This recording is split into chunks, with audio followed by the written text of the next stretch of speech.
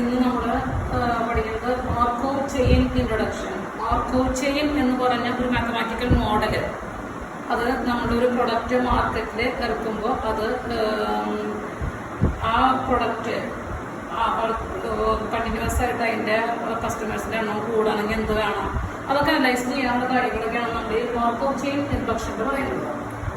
ഇതെന്ന് പറയുന്നത് Markov chain process എന്ന് പറയുന്നത് special class mathematical model which are often applicable to decision problem. അതായത് പ്രത്യേകിച്ച് എന്ന് പറയുകയാണെങ്കിൽ നമ്മൾ ഒരു പ്രൊഡക്റ്റ്, ഇപ്പോൾ എ എന്നൊരു പ്രൊഡക്റ്റ് ഉണ്ട്, ആ പ്രൊഡക്റ്റ് ഓൾറെഡി മാർക്കറ്റിലുണ്ട്. അപ്പോൾ കുറച്ച് അഡ്വർടൈസ്മെൻ്റ് ഒക്കെ കൊടുത്തു കഴിഞ്ഞാൽ അടുത്ത വീക്ക് അല്ലെങ്കിൽ അടുത്തൊരു മന്ത് കഴിയുമ്പോൾ അത് എത്ര പേര് കൂടുതലത് വാങ്ങിക്കും, അല്ലെങ്കിൽ അത് മറ്റുള്ള ബ്രാൻഡുകൾ ഉപയോഗിച്ചിരുന്നവർ ഈ ബ്രാൻഡിലേക്ക്, ഈ എ എന്ന ബ്രാൻഡിലേക്ക് തിരിച്ചു അവർ വന്നിട്ട് ആ പ്രോഡക്റ്റ് കൂടുതൽ ഉപയോഗിക്കാം. ആ കസ്റ്റമേഴ്സിൻ്റെ എണ്ണം കൂടാൻ സാധ്യതയുണ്ടോ, അങ്ങനെയുള്ള കാര്യങ്ങളൊക്കെ നോക്കാനാണ് നമ്മളിത് ഉപയോഗിക്കുന്നത്. നമ്മുടെ ഡിസിഷൻ പ്രോബ്ലംസിനാണ് നമ്മൾ Markov chain introduction Markov chain process ഉപയോഗിക്കുന്നത്. Markov analysis is a way of analyzing the current movement of some system in an effort to predict the future movement of the same system. അതായത് ഇപ്പോൾ current movement of some system, അതായത് ഒരു product എന്ന് വിചാരിക്കുക, ഒരു പ്രൊഡക്റ്റിന്റെ current movement, അത് ഇപ്പോൾ ഉള്ള അതിന്റെ മാർക്കറ്റിലെ മൂവ്മെന്റ്, അത് മാർക്കോവ് അനലൈസ് ചെയ്യുന്നത് അതിന്റെ എഫേർട്ട് എന്താണെന്ന് വെച്ചിട്ടുണ്ടെങ്കിൽ അടുത്ത ഫ്യൂച്ചറിൽ അല്ലെങ്കിൽ ഇപ്പോഴുണ്ടാവുന്ന കാര്യം ഒരു മാസം അല്ലെങ്കിൽ ഒരു വീക്കോ കഴിയുമ്പോൾ എത്രത്തോളം അതിന് മൂവ്മെന്റ് ഉണ്ടാവും എന്ന് അനലൈസ് ചെയ്യാനാണ് നമ്മൾ ഈ മാർക്കോവ് ചെയിൻ അനലൈസിസ് പഠിക്കുന്നത്. അപ്പൊ ഇതിന്റെ പ്രത്യേകത എന്താണെന്ന് വെച്ചിട്ടുണ്ടെങ്കിൽ മറ്റുള്ള മാത്തമാറ്റിക്കൽ മോഡലുകളൊക്കെ നമ്മൾ പഠിക്കുമ്പോൾ പാസ്റ്റ് ആയിട്ടുള്ള കാര്യങ്ങളെ നമ്മൾ ആ പാസ്റ്റിലുണ്ടായ ഡാറ്റ നമ്മൾ കളക്ട് ചെയ്ത് അത് അനലൈസ് ചെയ്തിട്ടാണ് നമ്മൾ അടുത്ത പടി എന്ത് ചെയ്യണമെന്ന് നോക്കാം. പക്ഷെ മാർക്കോവ് ചെയിൻ അനലൈസിന്റെ പ്രത്യേകത എന്ന് വെച്ചിട്ടുണ്ടെങ്കിൽ കറന്റ് മൂവ്മെന്റ് മാത്രമേ എടുക്കുള്ളൂ, പാസ്റ്റിലത്തെ ഒന്നും നമ്മൾ എടുക്കേണ്ട കാര്യമില്ല. അതായത് നമ്മളതിനെ പോലെ ഒരു മെമ്മറി ലെസ് മോഡലാണത്. അതായത് മെമ്മറി പഴയ കാര്യങ്ങളൊന്നും വേണ്ട, നമുക്ക് ഇപ്പോഴത്തെ കറന്റ് മൂവ്മെന്റ് അനുസരിച്ച് അടുത്ത ആഴ്ചയിൽ അല്ലെങ്കിൽ അടുത്ത മാസത്തിൽ ഇതിന് എന്തോരം മൂവ്മെന്റ് പ്രൊഡക്റ്റിന് ഉണ്ടാകും എന്ന് അനലൈസ് ചെയ്യാവുന്നത് മാർക്കോവ് ചെയിൻ അനലൈസിസ് എന്ന് പറയുന്നത്. Markov analysis is a way of analysing the current movement of some system in an effort.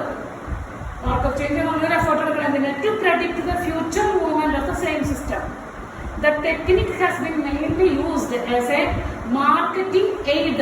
ഈ ടെക്നിക്ക് നമ്മൾ ഉപയോഗിക്കുന്നത് മാർക്കറ്റിൽ നമുക്ക് ഈ പ്രൊഡക്റ്റിന് കൂടുതൽ സെയില്, ആ വോളിയം ഓഫ് സെയിൽസ് കൂടുന്നുണ്ട്, അതിനോട് സഹായമാണ് നമുക്ക് ഈ മാർക്കോവ് അനലൈസിസ് പറയുന്നത്. Technique has been mainly used as a marketing aid for examining and predicting the behavior of customers concerning the loyalty to one brand of a given product and their switching patterns to other brands of same product. അതായത് പറയുന്നത് വെച്ചിട്ടുണ്ടെങ്കിൽ ഇത് നമ്മുടെ Markov analysis പറയുമ്പോൾ മാർക്കറ്റിൽ ഈ product കൂടുതൽ ചിലവാകുമോ, ഇനി അത് ഉപയോഗിച്ചിരുന്ന customers concerning the loyalty to one brand of a given product, അവർ ഉപയോഗിച്ചിരുന്ന സാധനം അവർ വീണ്ടും അത് തന്നെ ഉപയോഗിക്കുമോ, അല്ലെങ്കിൽ പിന്നെ പറയണ and the switching patterns to other brands of same product. ഇതേ പ്രൊഡക്റ്റ്, അതായത് ഇപ്പോൾ നമ്മൾ ടൂത്ത് പേസ്റ്റ് ഉപയോഗിക്കണമെങ്കിൽ കോൾഗേറ്റിന് ടൂത്ത് പേസ്റ്റ് നമ്മൾ ഉപയോഗിക്കണമെങ്കിൽ ആ കോൾഗേറ്റ് ടൂത്ത് പേസ്റ്റ്, ആ പേസ്റ്റിന്റെ വോളിയം ഓഫ് സെയിൽസ് ഒരാഴ്ച കഴിയുമ്പോൾ കൂടാണ്, ഒരു മാസം കഴിയുമ്പോൾ കൂടാണോ, അതെ ഇത് ഉപയോഗിച്ചിരുന്നൊരു വേറെ ബ്രാൻഡുകൾ ഉപയോഗിക്കാൻ സാധ്യതയുണ്ടോ എന്നൊക്കെ നോക്കേണ്ടതാണ് ഈ മാർക്കോവ് അനാലിസിസ് നമ്മൾ ചെയ്യണം. ഇതിന്റെ പ്രത്യേകത പാസ്റ്റുകളോ കാര്യങ്ങളൊന്നും നമ്മൾ നോക്കേണ്ട കാര്യമില്ല. ഇപ്പോഴത്തെ രീതി അനുസരിച്ച്, ഇപ്പോഴത്തെ കറന്റ് മൂവ്മെന്റ് അനുസരിച്ച് ഫ്യൂച്ചറിൽ ഈ പ്രൊഡക്റ്റ് മാർക്കറ്റിൽ എന്തോരം മൂവ് ചെയ്യും, അതിനുള്ളൊരു ഡിസിഷൻ നമ്മൾ എടുക്കണം, അതിന് നമ്മൾ എന്ത് ചെയ്യണം. അപ്പോൾ അതൊക്കെ നോക്കാനാണ് നമ്മൾ ഈ മാർക്കോവ് അനാലിസിസ് പഠിക്കുന്നത്. ഇനി ഫോർ എക്സാമ്പിൾ എന്ന് പറയാം, ഇതിൽ നമുക്ക് കുറച്ച് കാര്യങ്ങളൊക്കെ ഉണ്ട്. Initial stage matrix, steady state, ഇങ്ങനെ കുറച്ച് ടേംസ് ഒക്കെ ഇതിൽ വരുന്നുണ്ട്. Steady state, initial stage, probability, translate matrix, അങ്ങനെ കുറച്ച് കാര്യങ്ങളൊക്കെ ഉണ്ട്. അത് ഞാൻ എന്താണെന്ന് ഇതിൽ ഇവിടെ പറയാം. ഒരു എക്സാമ്പിൾ പറഞ്ഞിട്ട് നിങ്ങൾക്ക് പറയാം. ഒരു എക്സാമ്പിൾ നമ്മൾ നോക്കാം. Suppose that an orange juice company controls 20% of the market. Suppose they hire a market research company to predict the effects of an aggressive ad campaign. Suppose they conclude the following. എന്ന് പറയുന്നത് ഒരു orange juice കമ്പനിക്കാര്, orange juice ഉണ്ടാക്കുന്ന കമ്പനിയാണ്. അവര് market ഇപ്പൊ control ചെയ്ത് 20% ആണ്. അതായത് ആ മാർക്കറ്റില് ഇപ്പൊ 100 ബോട്ടിൽ ഓറഞ്ച് ജ്യൂസ് ഇറങ്ങുവാണെങ്കിൽ 20 ബോട്ടിലാണ് ഇവരുടെ ബ്രാൻഡ് വാങ്ങിക്കുന്നത്. ഈ ബ്രാൻഡ് എ എന്ന് പറഞ്ഞാൽ ഇവിടെ പറഞ്ഞിട്ട് ബ്രാൻഡ് ഇവിടെ കാണിക്കുന്നത്. അപ്പൊ ഈ ബ്രാൻഡ് 20% കൺട്രോളുള്ള മാർക്കറ്റ് അവർക്കുള്ളത്. Suppose they hire a market research company to predict the effects of an aggressive ad campaign. അവരുടെ മാർക്കറ്റ് റിസർച്ച് കമ്പനീനെ, അതായത് മാർക്കറ്റിന്റെ കാര്യങ്ങളൊക്കെ റിസർച്ചിന്റെ കമ്പനീനെ അവർ സമീപിക്കുന്നു. അവരതിന് ഒരു ആഡ് കൊടുത്താൽ, അതായത് നമ്മൾ കാണുന്ന പോലെ പരസ്യങ്ങൾ കൊടുത്ത് അവരുടെ സെയിൽ കൂട്ടാം. അപ്പോൾ നല്ല അഗ്രസീവ് ആഡ് ക്യാമ്പയിൻ, നല്ലൊരു അഡ്വർടൈസ്മെന്റ് കൊടുത്തു കഴിഞ്ഞാൽ ഇവർക്ക് ഈ സെയിൽ കൂടുമോ, ഈ അഡ്വർടൈസ്മെന്റ് കൊടുത്തോണ്ട് ഇവരുടെ ബിസിനസ് നന്നായി കൂടുമോ എന്നറിയാൻ വേണ്ടി നമ്മളൊരു മാർക്കറ്റ് റിസർച്ച് കമ്പനിനെ അവർ സമീപിക്കണം. അങ്ങനെ അവര് ഒരു സർവേ നടത്തി കണ്ടുപിടിച്ച കാര്യം ഇങ്ങനെയാണ്. അവർ 2 കാര്യങ്ങൾ അവർ എത്തിച്ചേർന്നിട്ടുണ്ട്. അവർ കണ്ടുപിടിക്കുന്ന 2 കാര്യങ്ങൾ. Someone using brand A will stay in brand A with a 90% probability. ഇപ്പൊ ഉപയോഗിക്കുന്നവര് വീണ്ടും അതേ സ്റ്റേജിൽ തന്നെ ഉപയോഗിച്ച് പോകാനുള്ള പ്രോബബിലിറ്റി 90% ആണ്. Someone not using the brand A will switch to brand A 70% probability. ഇപ്പൊ ബ്രാൻഡ് എ ഉപയോഗിക്കാത്തവര് വീണ്ടും ഈ ബ്രാൻഡ് എനിക്ക് മറ്റുള്ളവർക്ക് ഉപയോഗിക്കുന്ന ആൾക്കാരാണ് അവര്, അത് ഉപയോഗിക്കുന്നവര് വീണ്ടും ഇതിലേക്ക് വരാനുള്ള സാധ്യത 70% ആണ് അവർ അവർ മനസ്സിലാക്കി. ഈ കാര്യമാണ് ഇവര് ഈ ഓറഞ്ച് ജ്യൂസ് കമ്പനിക്കാരെ അവര് കേൾപ്പിച്ചു കൊടുക്കുന്നത്. അപ്പൊ ഇവര് ഈ 2 നോക്കിയിട്ട് അവര് മാർക്കോ അനാലിസിസ് ഉപയോഗിച്ചിട്ട് അവർ തീരുമാനിക്കണം ആഡ് കൊടുക്കണോ, ആഡ് കൊടുത്താൽ അവർക്ക് പ്രോഫിറ്റ് കൂടോ എന്നൊക്കെ അവർ നോക്കും. അപ്പൊ അതിന് നമ്മൾ എങ്ങനെയാണെങ്കിൽ മാർക്കോ അനാലിസിസ് ചെയ്യണം എന്നത് ഞാൻ പറയുന്നതാണ്. അപ്പൊ ആദ്യം നമ്മൾ ഇതിന് പറയുന്നത് S0 എന്ന് പറഞ്ഞ ഒരു മെട്രിക്സ്. S0 എന്ന് പറയുന്നത് ഇനീഷ്യൽ സ്റ്റേജ് മെട്രിക്സ് ആണ്. ഇനീഷ്യൽ സ്റ്റേജ് മെട്രിക്സ് എന്ന് പറഞ്ഞാൽ ഇനീഷ്യൽ സ്റ്റേജ് ഇങ്ങനെയാണ്, 20% ആണ് അവിടെ. അപ്പൊ നമ്മളിവിടെ എ എന്നും എ ഡാഷ് എന്നും പറയുന്നത് 2 എടുക്കണം. 2 ബ്രാൻഡ്. എ എന്ന ബ്രാൻഡ് ഇവർ ഓറഞ്ച് ജ്യൂസ് ബ്രാൻഡ്, ഈ കമ്പനി പറഞ്ഞ ഈ പർട്ടിക്കുലർ കമ്പനിക്കാര്. എ ഡാഷ് എന്ന് പറയുന്നത് ഇത് അല്ലാത്തവര്, എ എന്ന ബ്രാൻഡ് ഉപയോഗിക്കാത്ത ക്ലാസ്സിൽ പെടുന്നത് എ ഡാഷ്. അപ്പൊ 2 തരം ബ്രാൻഡുകൾ ഉപയോഗിക്കണം. ഒന്ന് എ എന്ന ബ്രാൻഡ്, മറ്റത് എ ഉപയോഗിക്കാത്ത ബ്രാൻഡ്, അതിന് എ ഡാഷ്. S0 എന്ന് പറയുന്നത് ഇനീഷ്യൽ സ്റ്റേജ് മെട്രിക്സ് ആണ്. ഇനീഷ്യൽ സ്റ്റേജ് 20% ആണ് പറഞ്ഞിട്ടുണ്ട്. അപ്പൊ അവിടെ ഇനീഷ്യൽ സ്റ്റേജിൽ ആ പ്രൊഡക്റ്റ് മാർക്കറ്റിന് ഉപയോഗിക്കേണ്ട പ്രോബബിലിറ്റി ആണ് 20/100. 20/100 എന്ന് പറയുന്നത് 0.2 ആണ്. അപ്പൊ എ ഡാഷ് എന്ന് പറയുന്നത് 0.8. ഇതാണ് ഇതിന്റെ ഇനീഷ്യൽ സ്റ്റേജ് മെട്രിക്സ് എന്ന് പറയുന്നത്. ഇനി അപ്പൊ ഇവര് ഇത് ഈ മാർക്കോ അനാലിസിസ് ചെയ്ത് കഴിഞ്ഞാൽ ഡിസിഷൻ എടുക്കണം. ഡിസിഷൻ എടുക്കാനാണ് ഇത് ചെയ്ത് നോക്കുന്നത്. ആഡ് കൊടുക്കണോ കൊടുക്കണ്ടേന്ന്. കൊടുത്താൽ തന്നെ എന്തെങ്കിലും പ്രോഫിറ്റ് കൂടി കിട്ടും, അതൊക്കെ നോക്കാനാണ് അവർ ചെയ്യേണ്ടത്. അടുത്ത സ്റ്റേജ് അത് കഴിഞ്ഞ് അടുത്ത വീക്കില് ഇപ്പോൾ തുടങ്ങി മാർക്കറ്റിൽ ഇപ്പോൾ ഇന്ന് കറന്റിൽ അവർ കണ്ടത് തന്നെ ഇത് സംഭവം കറന്റ് മൂവ്മെന്റ് ആണ് ഇതുണ്ടായിട്ടുണ്ട്. 20%, 80% കിട്ടും. അഡ്വർടൈസ്മെന്റ് കൊടുത്തു കഴിഞ്ഞാൽ കിട്ടുന്ന അവര് പറയുന്നുണ്ട്. ആ എന്ന് പറയുന്നത് ഇപ്പൊ നമുക്ക് ഇത് വേണമെങ്കിൽ എഴുതി വെക്കാം. എന്ന് പറയുന്നത് യൂസിങ് ബ്രാൻഡ് എ ഡാഷ് എന്ന് പറയുന്നത് യൂസിങ് ദി അതർ ബ്രാൻഡ്.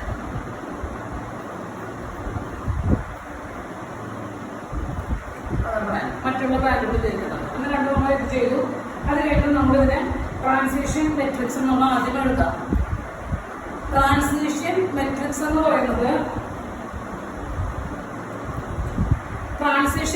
പറയുന്നത് ഈ കമ്പനിക്കാര് കണ്ടുപിടിച്ച കാര്യം, കമ്പനി മാർക്കറ്റ് റിസർച്ച് കമ്പനിക്കാര് കണ്ടുപിടിച്ച കാര്യം. അവർ കണ്ടുപിടിച്ച കാര്യം എങ്ങനെയാണ്? 90% ഉപയോഗിക്കുന്നവര് അത് തന്നെ ഉപയോഗിക്കും. ഇനി മറ്റുള്ള ബ്രാൻഡുകൾ ഉപയോഗിക്കുന്നവര് 70%കാര് ബ്രാൻഡ് എയിലേക്ക് തിരിച്ചു വരാനുള്ള പ്രോബബിലിറ്റി ഉണ്ട് എന്നാണ് കണ്ടുപിടിച്ചത്. അപ്പൊ ആ കാര്യമാണ് ട്രാൻസിഷൻ മെട്രിക്സ് എന്ന് പറയാം. അല്ലെങ്കിൽ ഇതിന്റെ ബേസ് ആയിട്ടുള്ള മെട്രിക്സ് അതല്ല ട്രാൻസിഷൻ മെട്രിക്സ്. അപ്പൊ ട്രാൻസിഷൻ മെട്രിക്സ് നമ്മൾ എഴുതുക എങ്ങനെയാണ്? എ എഴുതാം, ഇവിടെ എ ഡാഷ് എ ഡാഷ് ഇങ്ങനെ എഴുതാം. ഇവിടെ കറന്റ് സ്റ്റേജ്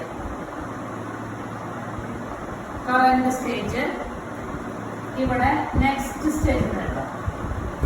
അതായത് 90% ഉപയോഗിക്കുന്നവരെ ഇപ്പൊ ഉപയോഗിക്കുന്നവരൊക്കെ 90%ഉം ഇനി വരുന്ന സമയങ്ങളിൽ അത് തന്നെ ഉപയോഗിക്കേണ്ട സാധ്യതയുണ്ട് എന്നാണ് ഈ റിസർച്ച് കമ്പനികൾ കണ്ടുപിടിച്ചത്. 90% ഉണ്ടെങ്കിൽ 0.9, 90/100 ആണോ? ഇനി 10% വരെ വേറെ ബ്രാൻഡ് ഉപയോഗിക്കാൻ സാധ്യതയുണ്ട്. അപ്പൊ ഇവിടെ 90% ഇത് തന്നെ 10% അതായത് അതർ തന്നെ. അപ്പൊ ഇവിടെ പറയുമ്പോൾ 0.1. ഇനി വേറെ ബ്രാൻഡ് ഉപയോഗിച്ചവര് അതർ ഡാഷ് വേറെ ബ്രാൻഡുകൾ ഈ സെയിം പ്രൊഡക്റ്റിന് വേറെ ബ്രാൻഡ് ഉപയോഗിച്ചവര് ഒരു 70% ഏഴിലേക്ക് വരാനുള്ള പ്രോബിലിറ്റി ഉണ്ട് കണ്ടുപിടിച്ചിട്ടുണ്ടവര്. അപ്പൊ 70/100 0.7. ഇനി അവർ ഉപയോഗിച്ചിരുന്ന അവർ നിൽക്കാനുള്ള പ്രോബിലിറ്റി 0.3. അപ്പോൾ ഇത് കറന്റ് സ്റ്റേജ്, നെക്സ്റ്റ് സ്റ്റേജ് എന്ന് പറഞ്ഞാൽ കറന്റ് സ്റ്റേജ് എയിൽ നിന്നവര് എയിലേക്ക് തന്നെ വരാനുള്ളത് 0.9, എയിൽ നിന്നവര് A-ലേക്ക് പോകാനുള്ളത് 0.1, A-ഉള്ളവര് എയിലേക്ക് വരാനുള്ള സാധ്യത 0.7, A-ഉള്ളവര് A- തന്നെ 0.3. അതർ ബ്രാൻഡ് വരുന്നത് അത് തന്നെ ഉപയോഗിക്കാനുള്ള പ്രോബിലിറ്റി 0.3. ഇതാണ് നമ്മൾ പറയുന്ന ട്രാൻസിഷൻ മെട്രിക്സ്.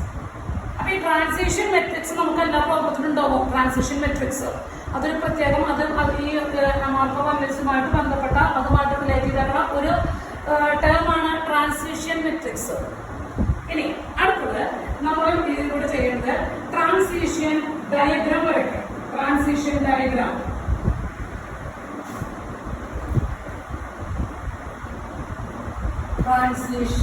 ഡയഗ്രാം ഇത് ഇനീഷ്യൽ സ്റ്റേജ് ആണ്. ഇനീഷ്യൽ സ്റ്റേജ് എന്ന് പറയുമ്പോൾ ഇനീഷ്യൽ സ്റ്റേജിൽ എ ഉപയോഗിക്കുന്നവര് 0.2 ആയിരുന്നു, A- ഉപയോഗിക്കുന്നവര് 0.8 ആയിരുന്നു. നെക്സ്റ്റ് സ്റ്റേജ് ഇതാണ്. നെക്സ്റ്റ് സ്റ്റേജ് ഇങ്ങനെ വന്നിരിക്കുന്നത്. നെക്സ്റ്റ് സ്റ്റേജ് എ എന്ന് പറഞ്ഞാൽ എ ഉപയോഗിച്ചവര് വീണ്ടും A ആവുന്നത് 0.9.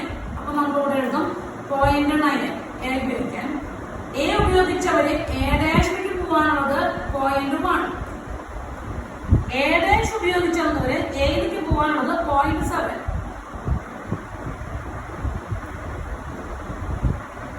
A-ല് തന്നെ നിൽക്കുന്നത് 0.3. ഇതാണ് ഇതിന്റെ ട്രാൻസിഷൻ ഡയഗ്രാം. ഇത് ട്രാൻസിഷൻ മെട്രിക്സ്, ഇത് transition diagram.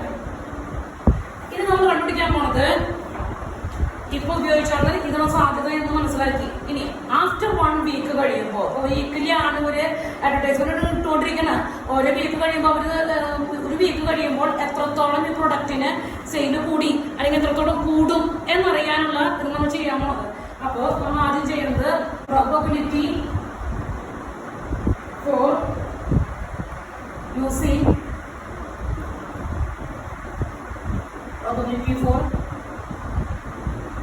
brand A after 1 week. അത് നമ്മൾ ചെയ്യാൻ പോകണം. ആഫ്റ്റർ 1 വീക്ക് നമ്മൾ അതിനെ എഴുതുക P1 എന്നാണ് എഴുതുക. P1 ആഫ്റ്റർ 1 വീക്ക് ആവും. ചില ദിവസം ആഫ്റ്റർ 1 മന്ത് ആയിരിക്കും, ആഫ്റ്റർ 1 ഇയർ ആവുമ്പോൾ തുടങ്ങിയാവും P1. അപ്പോൾ ഒരു ആഴ്ച കഴിയുമ്പോൾ എന്തോരം ബ്രാൻഡ് എയുടെ കൂടാനുള്ള പ്രോബബിലിറ്റി അപ്പോൾ നമ്മൾ നോക്കാൻ പോണത് അത് കണ്ടുപിടിക്കാൻ വെച്ചിട്ടുണ്ടെങ്കിൽ നമ്മുടെ ആദ്യത്തെ S0 പിന്നെ P-യും രണ്ട് പറഞ്ഞ മെട്രിക്സ് മൾട്ടിപ്ലൈ ചെയ്യണം. S0 എന്ന് പറയുന്നത് ഇനീഷ്യൽ സ്റ്റേജ് മെട്രിക്സ് ആണ്. 0.2, 0.8. P എന്ന മെട്രിക്സ് ട്രാൻസിഷൻ മെട്രിക്സ് എന്ന് പറയുമ്പോൾ ട്രാൻസിയന്റ് എന്ന് പറയും. ട്രാൻസിയന്റ് മെട്രിക്സ് എന്ന് പറയാം. അത് നമ്മളിവിടെ 0.9, 0.1, 0.7, 0.3. മെട്രിക്സ് മൾട്ടിപ്ലിക്കേഷൻ അറിയാവുന്നതായിരിക്കണം. ഫസ്റ്റ് റോ കൊണ്ട് ഇങ്ങനെ ചെയ്യാം. ഫസ്റ്റ് റോ കൊണ്ട് ഫസ്റ്റ് കോളത്തിനെ മൾട്ടിപ്ലൈ ചെയ്യണം. മെട്രിക്സ് മൾട്ടിപ്ലിക്കേഷൻ ഫസ്റ്റ് റോ കൊണ്ട് ഫസ്റ്റ് കോളത്തിനെ. അപ്പൊ ഇങ്ങനെ വരും 0.2 into 0.9 plus 0.8 into 0.7. ഇനി ഫസ്റ്റ് റോ കൊണ്ട് സെക്കൻഡ് കോളത്തിന് ചെയ്യുമ്പോൾ നമ്മൾ ഇവിടെ എഴുതും 0.2 into 0.1. ഇതിനെ നമ്മൾ ചെയ്യണത് കേട്ടോ. ഫസ്റ്റ് റോ കൊണ്ട് ഇതിനെ 0.2 into 0.1 plus 0.8 into 0.3. ഇത് സെക്കൻഡ് റോ ഒന്നും ഇല്ല. അപ്പൊ അതുകൊണ്ട് മെട്രിക്സ് മൾട്ടിപ്ലിക്കേഷൻ വെച്ച് നിന്നു. അപ്പൊ നമുക്കിവിടെ ആൻസർ 0.74 എന്ന് വരും. ഇവിടെ 0.26 എന്ന് വരും. അപ്പൊ ഇത് A ആണ്, ഇത് A' ആണ്. എന്ന് വെച്ചാൽ ഇതിന്റെ അർത്ഥം ഈ അഡ്വർടൈസ്മെന്റ് കൊടുത്തു കഴിഞ്ഞാൽ 20% ആവുന്ന മാർക്കറ്റിലൂടെ ഉണ്ടായിരുന്നത് 74% ആവുന്നു. 0.74 പ്രോബബിലിറ്റി ഉണ്ടാവും. അത് പെർസെൻറ്റേജ് ആക്കുമ്പോൾ ഇൻറ്റു 100 ചെയ്യണം. അപ്പോൾ 74% ആവാനുള്ള പ്രോബിലിറ്റി ഉണ്ട്. ഇതാകുമ്പോൾ അടുത്ത ആഴ്ചയ്ക്ക് ഒരു 26% ആവാനുള്ള സാധ്യതയുണ്ട്. നേരത്തെ ഡാഷ് ആയിരുന്നു, മുമ്പ് 20% 80% ആയിരുന്നു. അപ്പൊ ഇപ്പോൾ 74%ഉം ഇത് 26% ആയിട്ട് മാറാനുള്ള സാധ്യതയുണ്ട്. ആഫ്റ്റർ 2 weeks എന്ന് സംഭവിക്കും. ആഫ്റ്റർ 2 weeksന് നമുക്ക് അത് എത്രയെങ്കിലും നോക്കേണ്ടത്.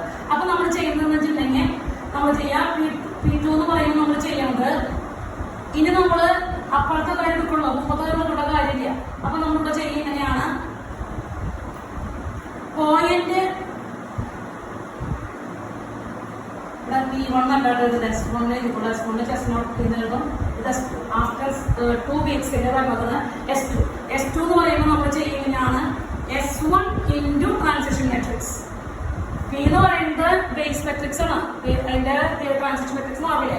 അപ്പൊ നമ്മൾ S1 എന്ന് പറയുന്നത് 0.74, 0.26 ഇൻറ്റു 0.9, 0.1, 0.7, 0.3. അതായത് അഡ്വർടൈസ്മെന്റ് കൊടുത്തുകൊണ്ടിരുന്നാൽ ഇതുപോലെ മാറും. അപ്പൊ രണ്ടാമത്തെ ലക്ഷം വീണ്ടും മതിച്ച് മൾട്ടിപ്ലൈ ആണ് നമ്മള്.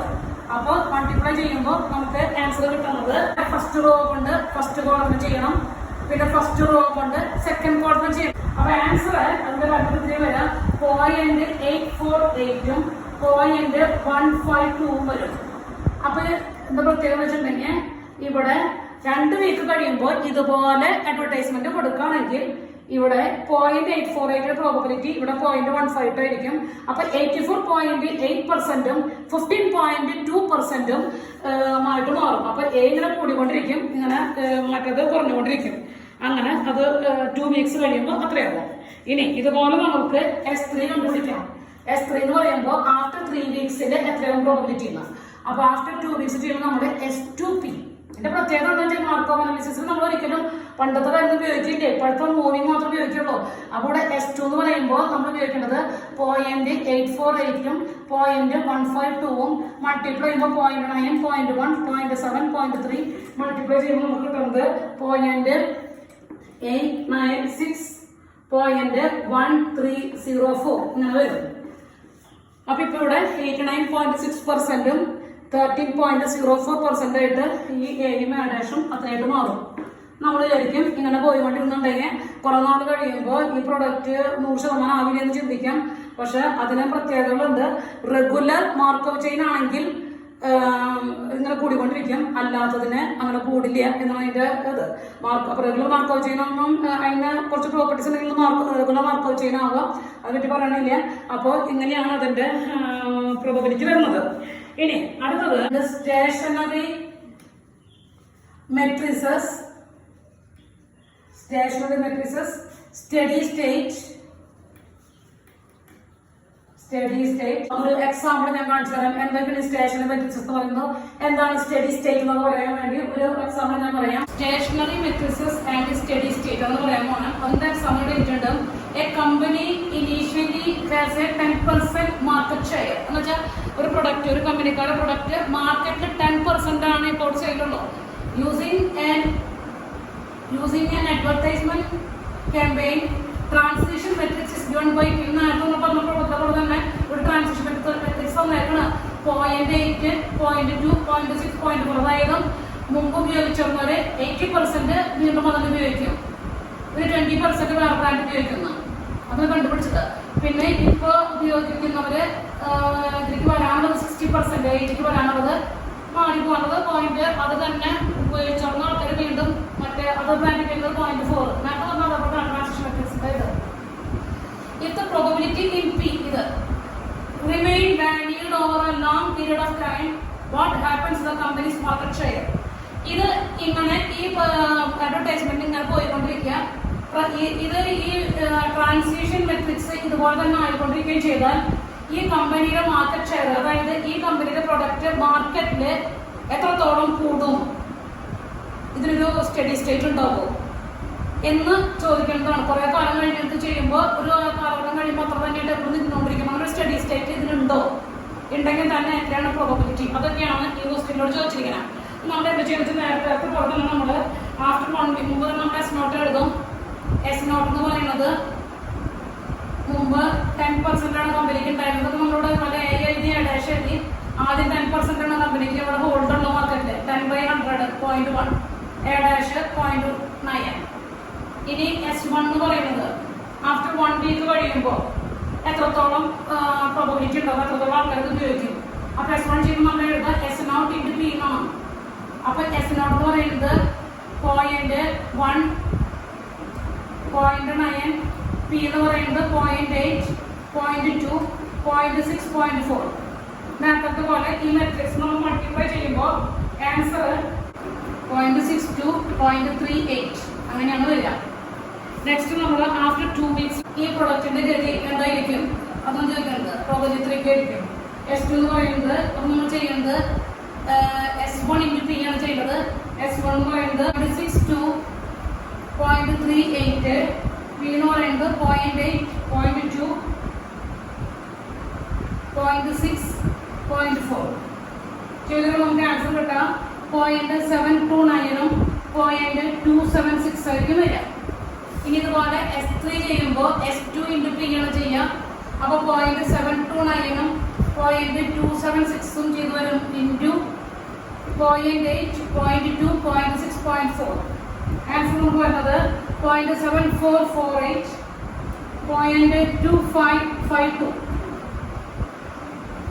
ഇന്ന് മനസ്സിലുള്ള കാര്യം വെച്ചിട്ടുണ്ടെങ്കിൽ 3 വീക്ക് കഴിയുമ്പോൾ 74.48% എന്ന ബ്രാൻഡും ബാക്കിയുള്ളവരാണ് 0.25% മറ്റേ അതർ ബ്രാൻഡ് ഉപയോഗിക്കുന്നുള്ളൂ.